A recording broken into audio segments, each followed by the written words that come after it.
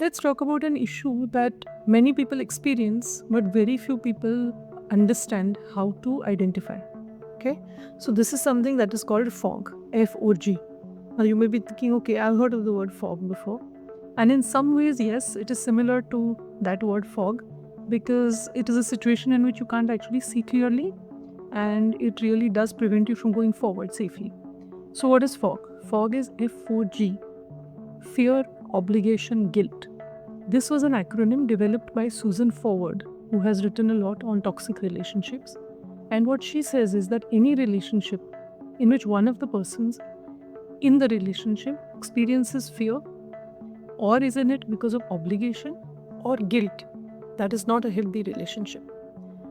You might be wondering, okay, what does that mean? So, fear is when you are afraid to leave the relationship or you are afraid in the relationship.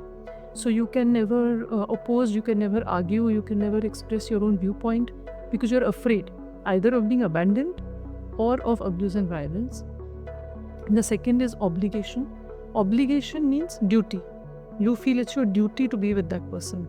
So this doesn't have to be romantic relationships. It could be even siblings, it could be parents, it doesn't have to be a partner, it could be a child.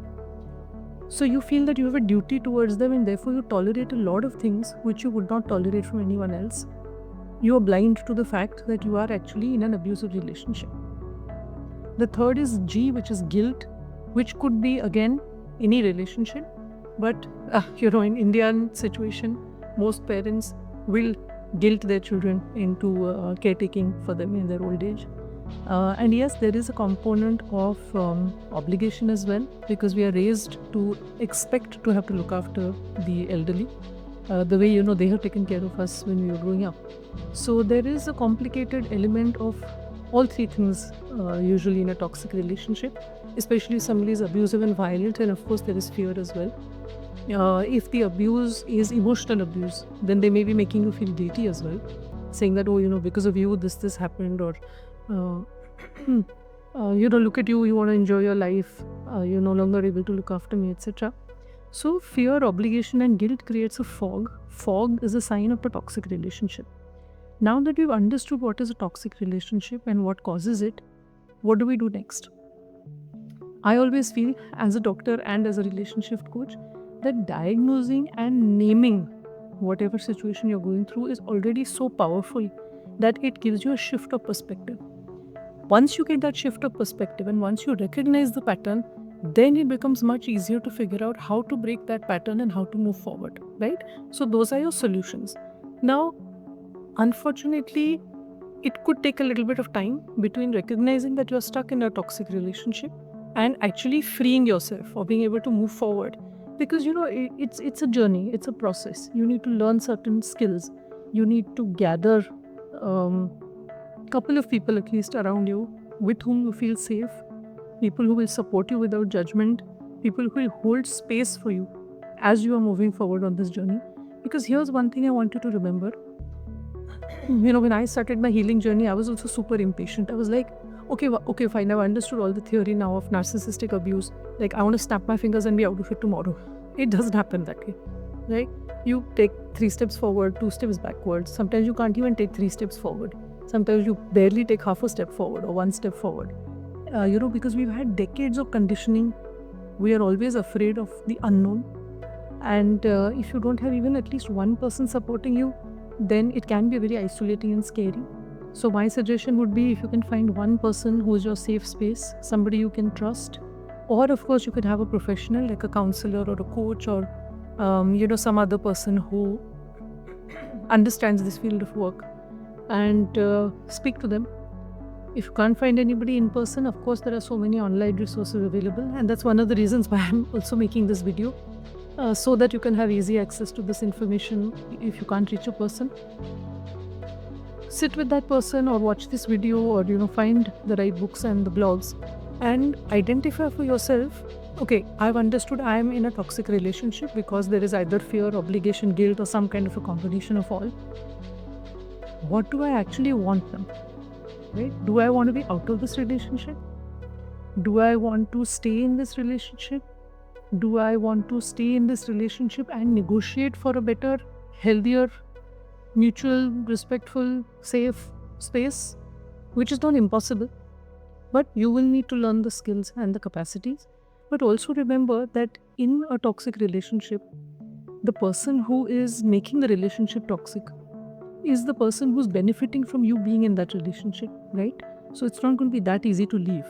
It's not like a magic wand, like, okay, I diagnosed fear, obligation, guilt, and, boom, I'm out of it.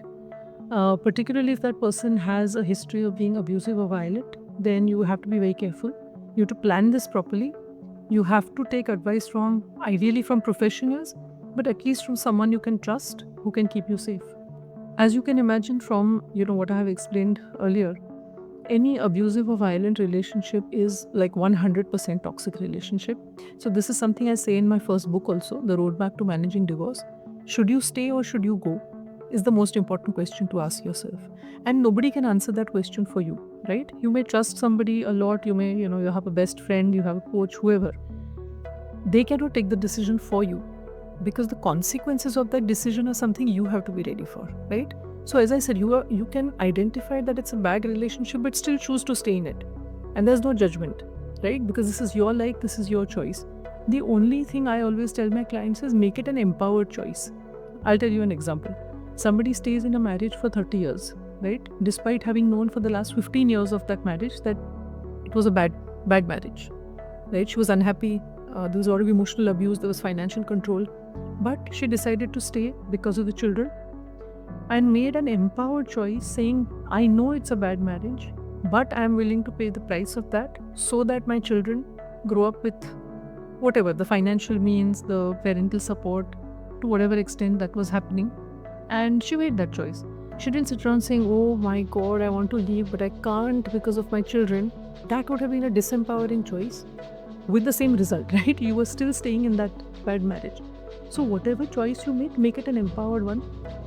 Explain to yourself why you're making that choice and own that choice. Take ownership back of your life. Don't be a victim to the circumstances.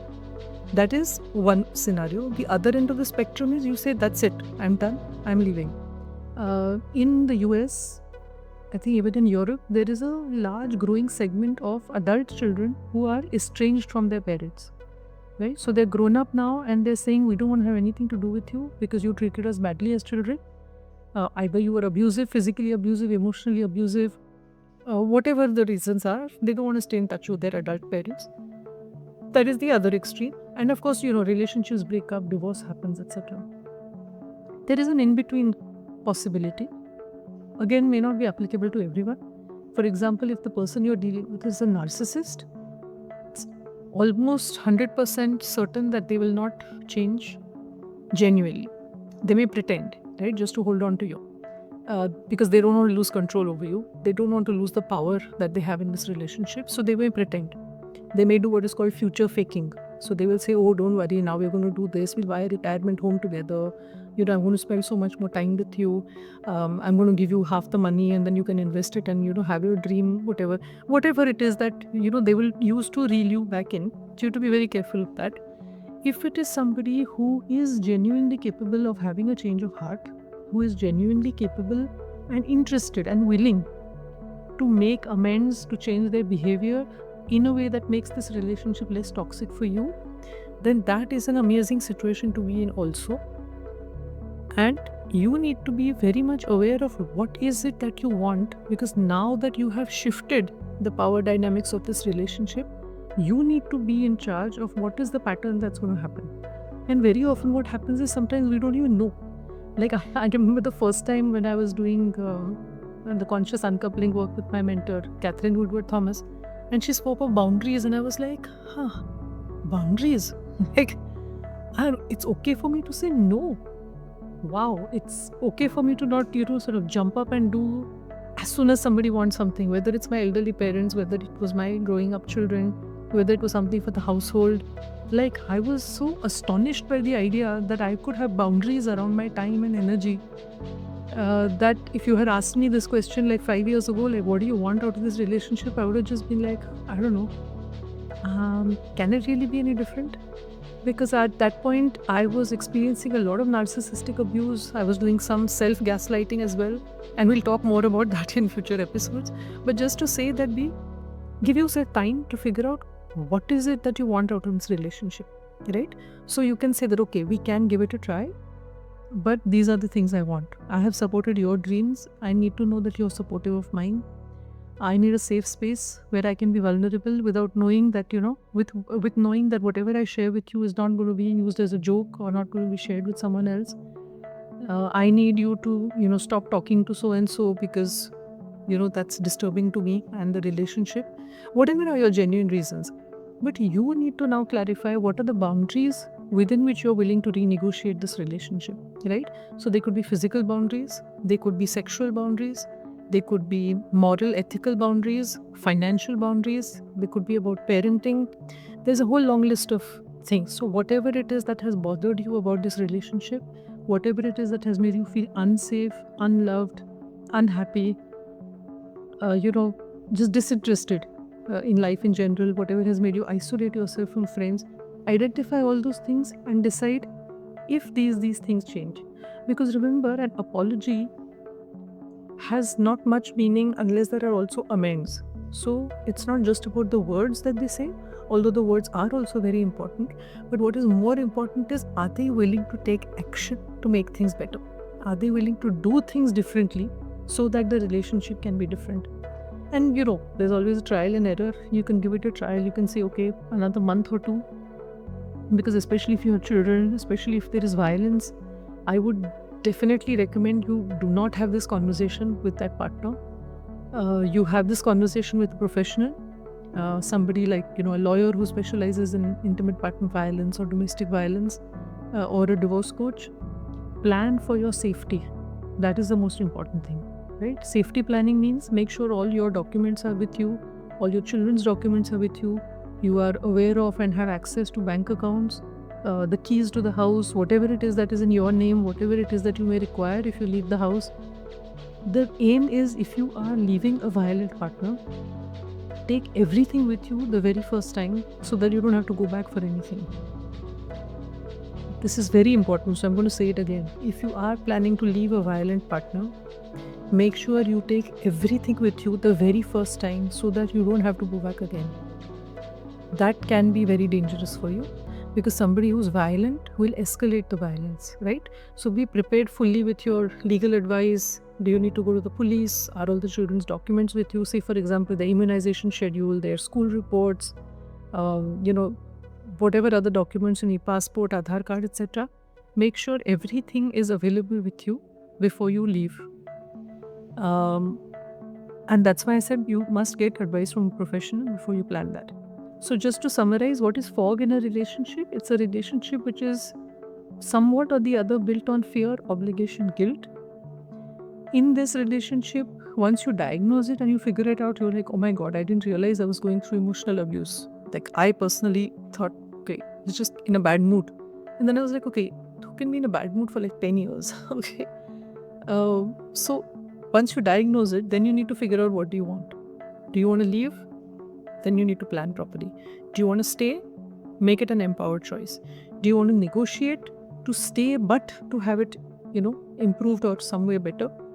Do that wisely and properly, because as I said, a narcissistic person is unlikely to truly change. A violent person is likely to get even more violent. So be very careful who you are negotiating with. If it is somebody who seems like genuinely interested and capable of making the change, then figure out your terms of negotiation. What are all the various boundaries? What is it that, is going to help you to stay and build this relationship and find happiness together? What is it that's going to be a deal breaker for you, right? What is a non-negotiable? Ideally, as I said, take professional help whenever you can, whenever it is possible. If not, there is plenty of information available online. Go through all my other videos, check out my other, Instagram account and other reels. And yes, all the best. All the best for navigating this.